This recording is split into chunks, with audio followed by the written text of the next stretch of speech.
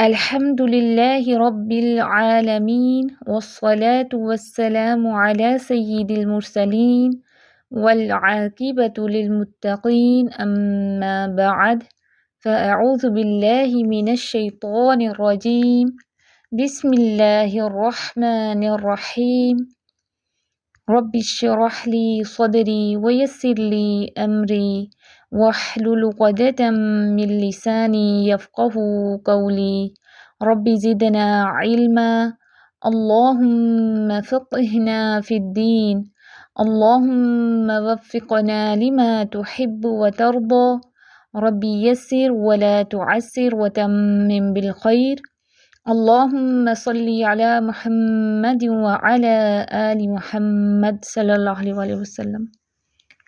السلام علیکم ورحمۃ اللہ وبرکاتہ۔ کیسی ہیں آپ سب؟ امید کرتی ہوں ایمان اور عمل کی بہترین حالتوں میں ہوں گی انشاءاللہ تعالی۔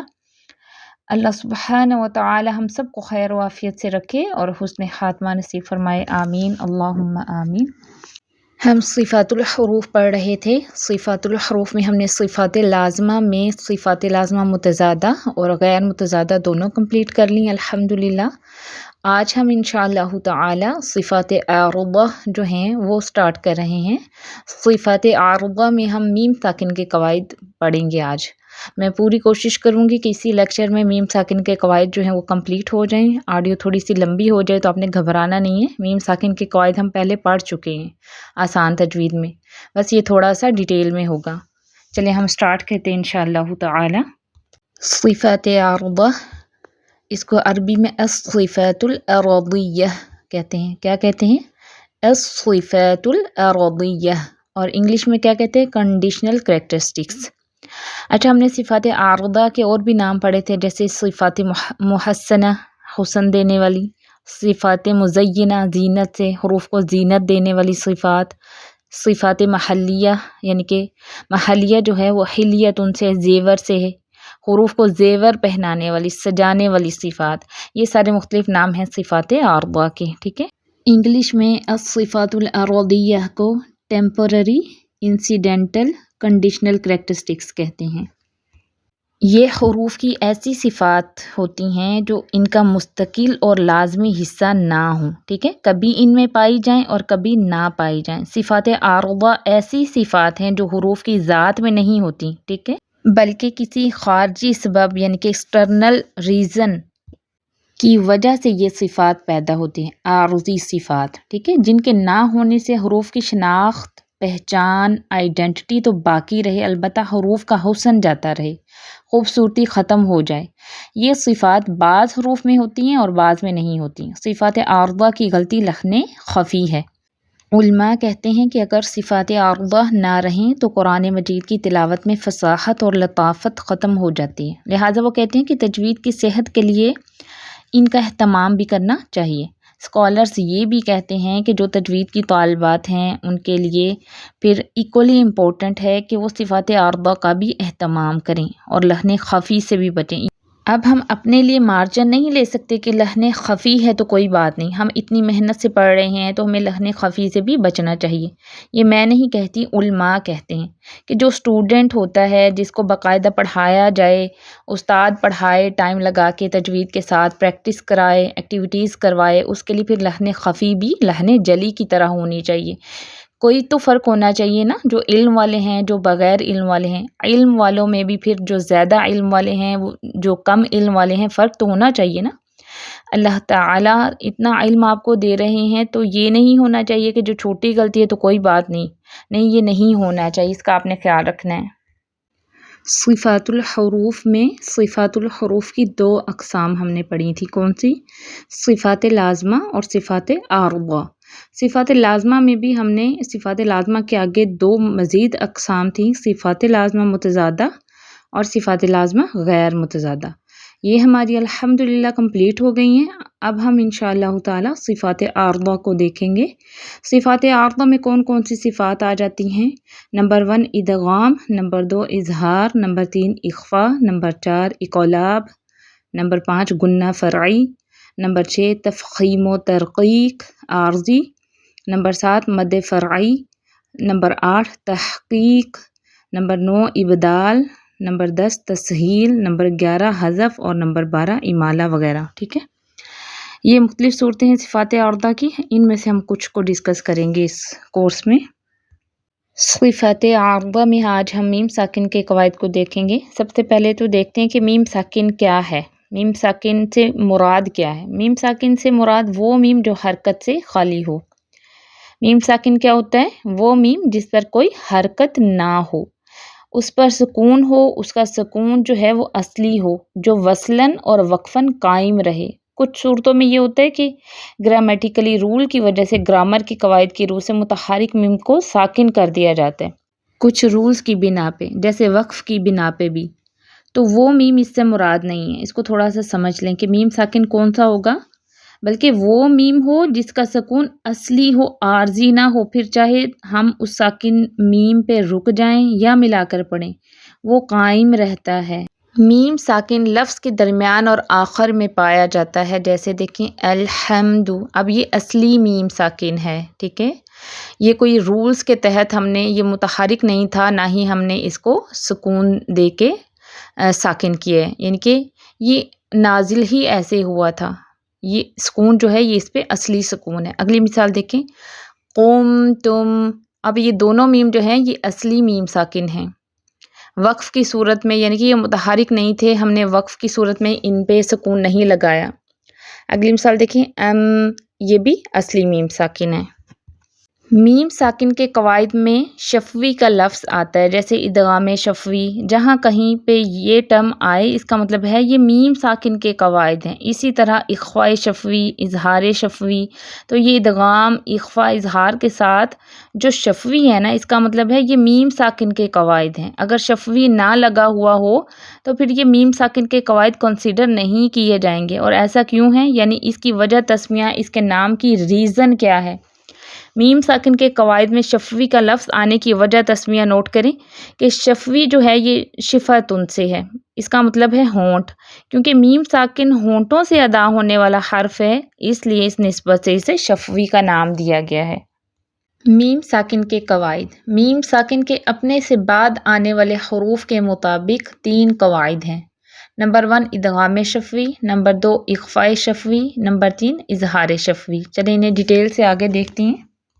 نمبر 1 ادغام شفوی. لغوی معنی کیا ہے؟ داخل کرنا، ملانا، بلینڈنگ. ساکن حرف کا متحرک حرف سے ملنا. اس کے لغوی معنی کو اس طرح بھی بیان کیا گیا ہے، ساکن حرف کا متحرک حرف سے ملنا اور پھر ایک ساتھ دونوں کا مشدد ادا ہونا، یہ ادغام ہے. جبکہ ملایا جانے والا مدغم، جس میں ملایا جائے، اس کو مدغم فی ہی کہتے ہیں. اصطلاحی معنی کیا ہے؟ جب میم ساکن کے بعد میم متحرک آ جائے تو میم ساکن کو میم متحرک میں ملا کر غنہ کے ساتھ مشدد ادا کرنا ادغام شفوی کہلاتا ہے.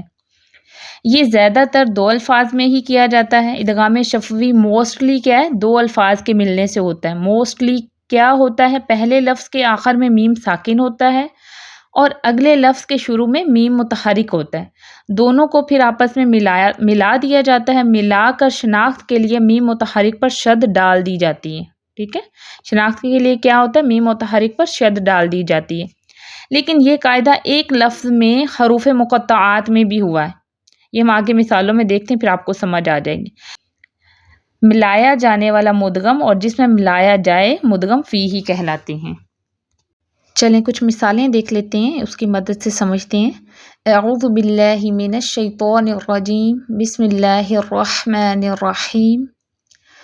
اچھا، پہلے ساتھ ساتھ ڈیفینیشن کو بھی سمجھیں تاکہ ہمیں مثالوں میں اچھے سے سمجھ آ جائے. ہم نے کیا پڑھا کہ یہ موسٹلی زیادہ تر 2 الفاظ میں ہی کیا جاتا ہے. ٹھیک ہے، یہ کیسے ہوتا ہے؟ جب میم ساکن کے بعد میم متحرک آ جائے. ٹھیک ہے، تو میم ساکن کو میم متحرک میں ملا کر غنہ کے ساتھ مشدد ادا کرنا ہے. ٹھیک ہے، اب مثال میں دیکھیں. پہلے انہم، پہلے کیا میم ساکن آ گیا. میم ساکن کو ہم کس میں ملا رہے ہیں؟ میم متحرک میں. ہم نے کیا پڑھا کہ جب ملایا جانے والا مدغم ہے، یعنی کہ جس کو ہم ملا رہے ہیں وہ کیا ہے؟ مدغم ہے، ملایا جانے والا. اب اس میں ملایا جانے والا حرف کون سا؟ وہ ہے انہم میں جو میم ساکن ہے وہ ملایا جانے والا ہے، تو وہ کیا ہوا؟ مدغم. اور جس میں ملایا جا رہا ہے وہ مدغم فیہ کہلاتا ہے. تو مدغم فیہ کون سا ہوا؟ جو میم متحرک ہے وہ مدغم فیہ ہے، اور جو میم ساکن ہے وہ مدغم ہے. ملایا جانے والا مدغم اور جس میں ملایا جائے وہ مدغم فیہ کہلاتا ہے. ٹھیک ہے. اور ہم نے کیا پڑھا کہ شناخت کے لیے اوپر تشدید بھی ہے، شد لگی ہوئی ہے، ہم نے اس کو ملا کر مشدد ادا کرنا ہے اور غنہ کے ساتھ پڑھنا ہے. کیسے پڑھیں گے؟ انہم ملاقو جزاؤہم مغفرۃ. یہ جو ہم پہ ہم کریں نا یہ غنہ ہے. ٹھیک ہے. اگلی مثال دیکھیں.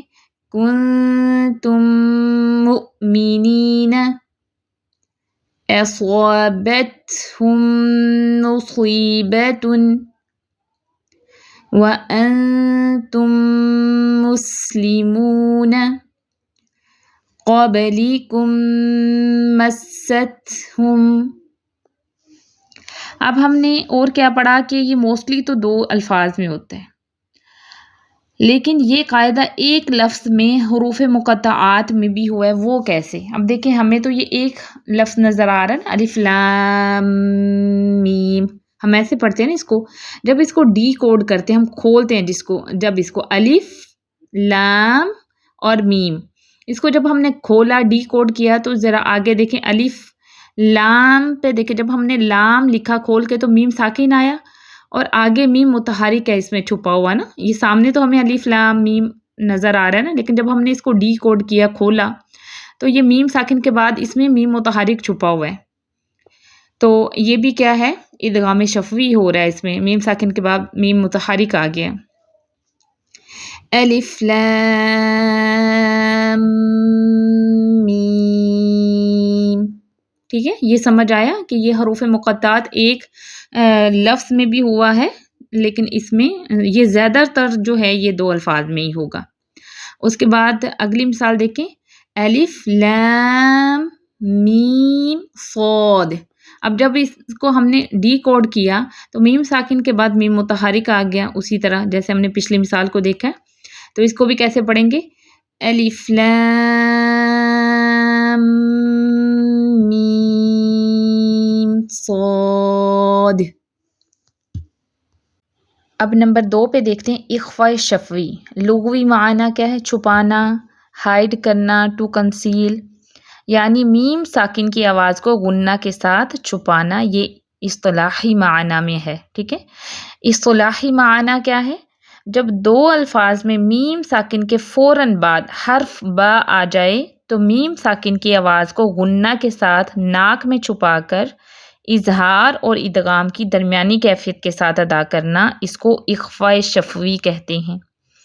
پچھلا جو ہم نے پڑھا تھا ادغام شفوی، اس میں کیا تھا؟ میم ساکن کے بعد میم متحرک آئے تو تب ادغام شفوی ہوگا.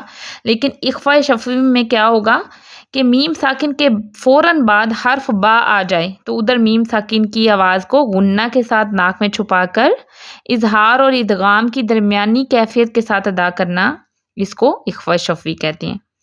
اس میں چونکہ میم کو چھپایا جاتا ہے، اس نسبت سے اس کا یہ نام ہے اخفاء شفوی. اخفاء مین چھپانا ہوتا ہے نا، تو اس نسبت سے یہ اس کا نام ہے.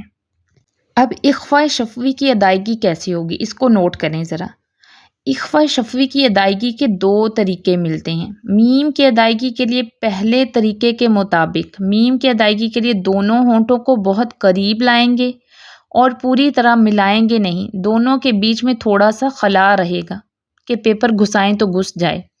پیپر بہت باریک ہوتا ہے نا، بہت کم فاصلہ رہے گا، لیکن ملیں گے نہیں. اس طرح میم کی ادائیگی ادھوری ہوگی، پوری نہیں، اور آواز تھوڑی منہ سے اور زیادہ تر ناک سے نکالیں گے. ایک طریقہ یہ ہے کہ اخفاء شفوی کی ادائیگی ایسے ہوگی. دوسرے طریقے کے مطابق حسب معمول میم کی ادائیگی کے لیے دونوں ہونٹوں کے خشک حصے کو آپس میں نرمی سے ملائیں گے.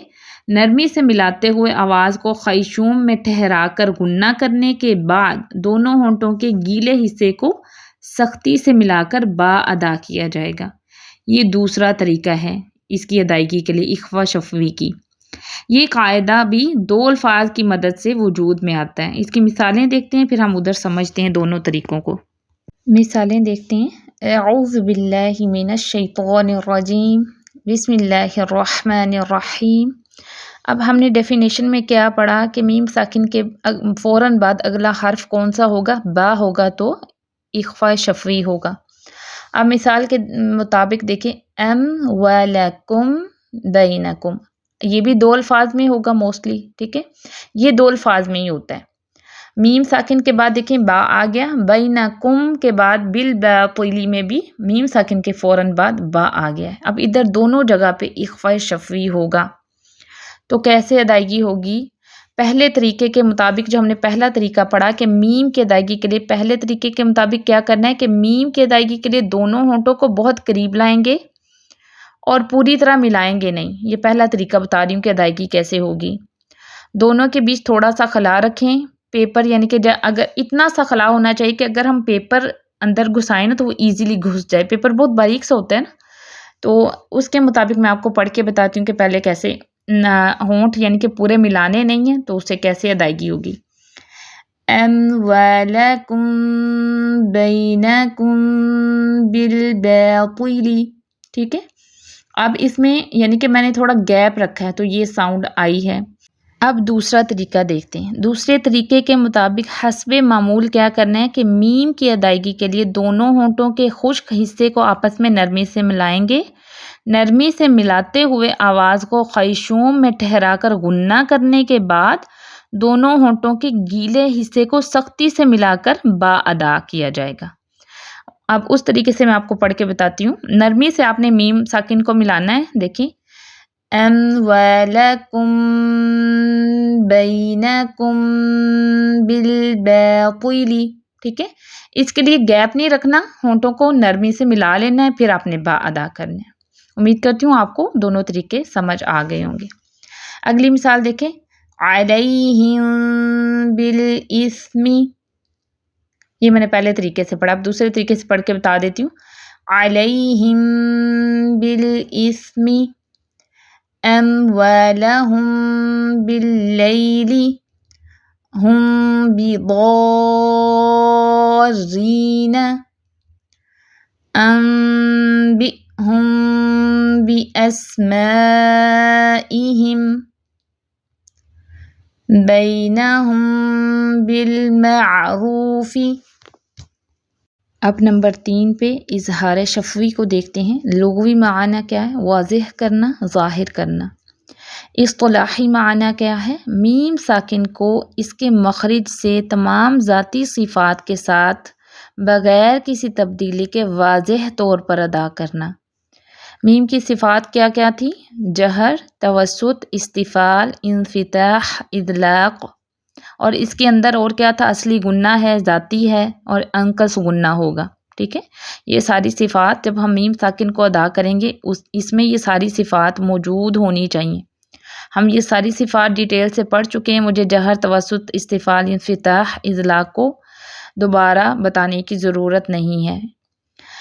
اب اس کے حروف کون سے ہوں گے؟ یعنی میم ساکن کے بعد کون سے حروف آئیں گے تو یہ قاعدہ ہوگا، یعنی اظہار ہوگا؟ میم اور با کے علاوہ باقی حروف سارے جتنے بھی ہوں گے نا وہ اس میں آ جائیں گے، کیونکہ ہم نے میم ساکن کے بعد میم متحرک ہوگا، ادھر کیا ہوگا؟ ادغام شفوی ہوگا۔ اور دوسرا قاعدہ ہم نے پڑھا کہ جب میم ساکن کے بعد فوراً بعد با آ جائے گا تو ادھر اظہار شفوی ہوگا۔ تو بس یہ دو حروف نکال کے باقی جتنے بھی حروف ہوں گے، ٹھیک ہے، وہ اس میں آ جائیں گے اظہار شفوی میں۔ قاعدہ کیا ہے؟ میم ساکن کے بعد اخفاء اور ادغام کے حروف یعنی میم اور با کو چھوڑ کر عربی حروف تہجی کے باقی حروف آ جائیں تو وہاں پر میم کو بالکل واضح طور پر ادا کیا جائے گا، اسے اظہار شفوی کہتے ہیں۔ واضح طور پر یعنی کہ میم ساکن کی اپنی جتنی صفات ہیں وہ ہم نے ادا کرنی ہے۔ اس میں حروف تہجی میں سے جو الف ہے، چونکہ یہ الف مدیہ ہے نا، آواز کو کھینچنے کے کام آتا ہے، جو خالی الف ہوتا ہے اور خود بالکل خالی ہوتا ہے، لہٰذا یہ نون ساکن اور میم ساکن کے بعد کبھی بھی نہیں آتا، یہ نوٹ کریں آپ۔ اور حمزہ اور الف کو مکس نہیں کرنا آپ نے، ٹھیک ہے۔ حمزہ پتہ ہے نا، جب خالی الف کے اوپر کوئی بھی حرکت ہوتی ہے جیسے زبر زیر پیش یا کوئی ساکن تو وہ حمزہ کنسیڈر کیا جاتا ہے، وہ الف نہیں ہوتا، الف ہمیشہ خالی ہوتا ہے۔ حمزہ ایک مختلف حرف ہے، الف ایک مختلف حرف ہے، دونوں کی ہر چیز مختلف ہے۔ ہاں کہیں کہیں رسم الخط کے طور پر حمزہ جو ہے وہ الف کی طرح ہوتا ہے، اس کے اوپر کوئی حرکت ہوتی ہے یا سکون کا نشان ہوتا ہے، خالی نہیں ہوتا۔ یہ قاعدہ جو ہے ایک لفظ کے اندر بھی آ سکتے ہیں اور دو الفاظ کے اندر بھی۔ اظہار شفوی کا قاعدہ ایک کلمے یا لفظ کے اندر بھی آ سکتا ہے، جیسے دیکھیں الحمدللہ، الحمد میں دیکھیں میم ساکن کے بعد دال پڑھا جا رہا ہے، لیکن یہ لفظ ایک ہی ہے نا، ایک کلمے میں یا ایک لفظ میں بھی آ سکتے ہیں۔ الحمدللہ، حمد میں دیکھیں میم ساکن کے بعد دال اسی لفظ میں ہے، تو یہ ایک لفظ یا کلمے میں بھی آ سکتے ہیں۔ اس کی مثالیں دیکھ لیتے ہیں اظہار شفوی کی۔ اعوذ باللہ من الشیطان الرجیم، بسم اللہ الرحمن الرحیم۔ پہلی مثال دیکھیں، میم ساکن کے بعد یا آ گیا ہے، تو ادھر کیا ہوگا؟ اظہار شفوی کا قاعدہ جاری ہوگا، کیونکہ نہ تو یہ با ہے اور نہ ہی یہ میم ہے میم ساکن کے بعد۔ ہم یوقنون، یہ ٹائپنگ مسٹیک ہے، ہم نہیں ہے، ہم ہے۔ ہم یوقنون رجعتم الیہم۔ اب دیکھیں تم پہ میم ساکن کی جتنی صفات ہیں وہ آپ نے ان کو فالو کرنا ہے، ٹھیک ہے؟ جیسے جہر ہے، توسط ہے، استفال ہے، انفتاح ہے، اطلاق ہے، یہ ساری صفات ہونی چاہیے۔ عنہم فإن الحمدللہ، اس کو جلدی نہیں جانا، الحمدللہ نہیں، ہم پہ جھٹکا نہیں دینا، میم ساکن کی جتنی صفات ہیں وہ ادا کرنی۔ الحمدللہ امطرنا، امطرنا الزمناہ لکم دینکم ولی دین، ملا کر پڑھیں گے تو لکم دینکم ولی دینی۔ الامثال لہم نصیب فوقہم یوم۔ اظہار شفوی کے حوالے سے ایک اہم نقطہ ہے، اس کو نوٹ ڈاؤن کریں۔ دو حروف کے مخارج ایک دوسرے سے جتنے دور ہوں گے اظہار جو ہے وہ اتنا ہی واضح ہوگا۔ اگر میم ساکن کے بعد واو یا فا آ جائے تو میم ساکن کو توجہ اور احتیاط کے ساتھ پڑھنا چاہیے۔ اگر توجہ سے نہ پڑھا جائے تو اخفاء کا امکان ہو سکتا ہے۔ اگر ذرا جلدی سے آپ پڑھیں، ذرا غور کیے بغیر، تو کیا ہوگا؟ احتیاط اگر آپ نہیں کرتے، احتیاط نہ کرتے ہوئے پڑھیں تو پھر اخفاء کا امکان ہو سکتا ہے۔ میم، واو، فا تینوں کا مخرج ہونٹ ہیں، ٹھیک ہے؟ کیونکہ یہ بہت کلوز نیبر ہیں، سمجھے ایک ہی گھر میں رہتے ہیں یہ تینوں حروف، تو اس لیے پھر اظہار میں جب میم ساکن کے بعد اس کے کلوز نیبر آ جائیں گے، اس کے بالکل قریبی ہمسائے، تو یکدم یہاں آپ کا الارم بجے کہ مجھے بہت احتیاط سے پڑھنا ہے۔ اس سلسلے میں قاری یا قاریہ کو چاہیے کہ وہ میم کو ادا کرنے کے لیے پہلے پورے ہونٹ بند کرے، پھر واو یا فا ادا کرے، ٹھیک ہے؟ میم ساکن کے بعد جب واو اور فا آ جائیں تو تب آپ نے کیا کرنا ہے کہ میم کو ادا کرنے کے لیے پہلے پورے ہونٹ بند کریں گے، پھر واو اور فا ادا کریں گے۔ مثالیں انشاءاللہ دیکھتے ہیں، ادھر آپ کو اچھے سے سمجھ آ جائے گی۔ چلے مثالیں دیکھتے ہیں۔ پہلی مثال میں دیکھیں، جیسے خذ من اموالہم، ٹھیک ہے؟ دیکھیں میم ساکن کے بعد فوراً واو آ گیا ہے، اب ہمیں احتیاط سے ادھر پڑھنا ہے، ایسے نہیں پڑھیں گے۔ اگر ہم جلدی پڑھیں گے تو ذرا نوٹ کیجئے گا، خذ من اموالہم، اموا ہو جائے گا، اموا نہیں ہوگا، ٹھیک ہے؟ ہم نے کیا کرنا ہے کہ میم کے لیے پہلے پورے ہونٹ بند کریں گے، پھر واو کے لیے ہونٹ گول کریں گے۔ ایسے اگر ہم پڑھیں گے نا، خذ من اموالہم، ہو جائے گا، وہ اخفاء کا امکان ہو جائے گا۔ میری بات سمجھ رہی ہیں آپ؟ جو میں پوائنٹ آپ کو سمجھانا چاہ رہی ہوں کہ آپ نے اس میں جلدی نہیں کرنی، میم ساکن کے لیے پہلے پوری صفات اس کی ادا کرنی ہے، پھر واو کے لیے ہونٹ گول کرنے ہیں۔ تو کیسے پڑھیں گے؟ خذ من اموالہم، اموا نہیں کرنا، اموا، ٹھیک ہے؟ خذ من اموالہم صدقۃ، اب اگلی مثال میں بھی دیکھیں وَيَطُوفُ عَلَيْهِمْ وِلْدَانٌ مُخَلَّدُونَ. اب ادھر بھی آپ نے جلدی نہیں جانا، کیسے پڑھیں گے؟ وَيَطُوفُ عَلَيْهِمْ وِلْدَانٌ مُخَلَّدُونَ. ٹھیک ہے، علیہم ولدان، علیہم نہیں پڑھنا، ٹھیک ہے، بس اخفا کا نہیں ہونا چاہیے، اس میں میم ساکن کو کلیئر کرنا ہے، پھر واو ادا کرنا ہے. اب آگے مثال دیکھیں فا کی، یہ تو واو کی مثالیں تھیں نا کہ میم ساکن کے بعد واو آ جائے تو آپ نے کیسے احتیاط کرنی ہے. اب اگلی مثال دیکھیں قُلْ هُوَ الَّذِي ذَرَأَكُمْ فِي الْأَرْضِ. اس کو ایسے نہیں پڑھنا ذَرَأَكُمْ فِي الْأَرْضِ، کم فی نہیں کرنا، کم فی کہ اخفا ہو جائے. کم کے لیے ہونٹ پہلے ملائیں گے نرمی سے، پھر فی کے لیے اس کے مخرج پہ جائیں گے، ٹھیک ہے.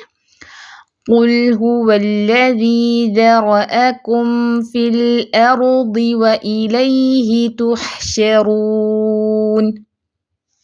امید کرتی ہوں آپ کو سمجھ آ گیا ہوگا. یہ جو اہم نقطہ ہے، امپورٹنٹ پوائنٹ ہے، اس کو اچھے سے نوٹ ڈاؤن کر لیجئے گا. کسی کو کچھ سمجھ نہ آئے تو مجھ سے پوچھ لیجئے گا. کوئک سا ریویو کر لیتے ہیں کہ آج ہم نے کیا پڑھا. میم ساکن کے قواعد میں ہم نے 3 قواعد پڑھے ہیں. اس کے ادغام شفوی، لغوی معنی کیا تھا؟ داخل کرنا، ملانا کب ہوگا؟ جب میم ساکن کے بعد میم متحرک ہوگا. جیسے مثال کے طور پر کنتم مؤمنین.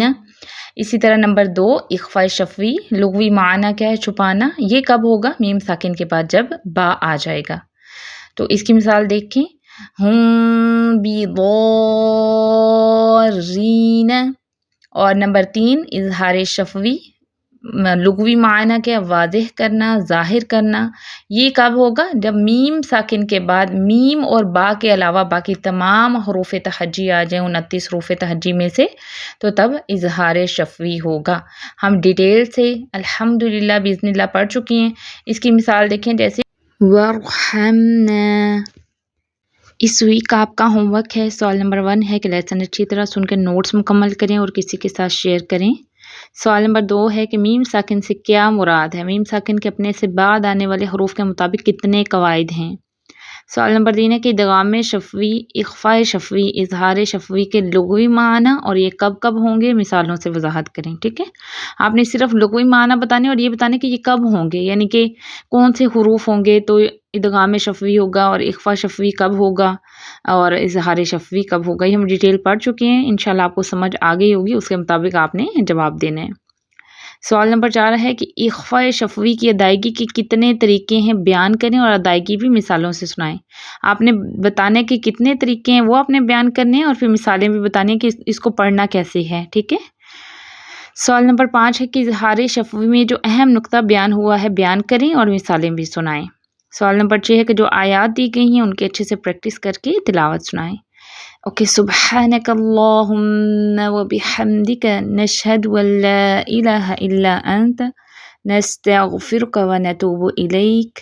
السلام علیکم ورحمۃ اللہ وبرکاتہ.